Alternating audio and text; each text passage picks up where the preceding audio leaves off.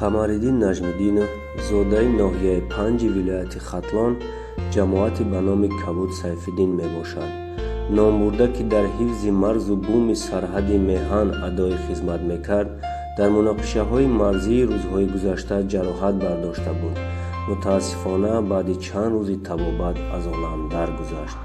аз мақомоти иҷроияи ҳокимияти давлатии ноҳияи Панҷ ба Равзана ТВ иттилоъ доданд, ки маросими ҷанозаи ин қаҳрамони ватан субҳи имрӯз 24 сентябр дар зодгоҳаш баргузор гардид.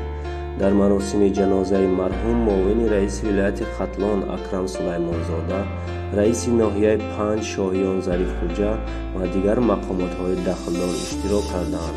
дар маросими видо муовини раиси вилоят Акрам Сулаймонзода баромад карда, ба аҳли байти ин сарбози шаҳид таслияти амиқ баён кард. Қамариддин Наҷмиддинов 29 сол дошта соҳиби як фарзанд мебошад.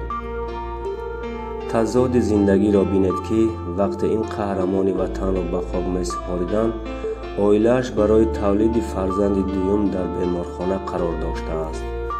бузургворе ба мавлид фармудааст: зиндаю ҷовид монд ҳар ки накуном зист, каз ақибаш зикри хайр зинда кунад номро. рӯҳу равони шаҳидони ватан шод бод.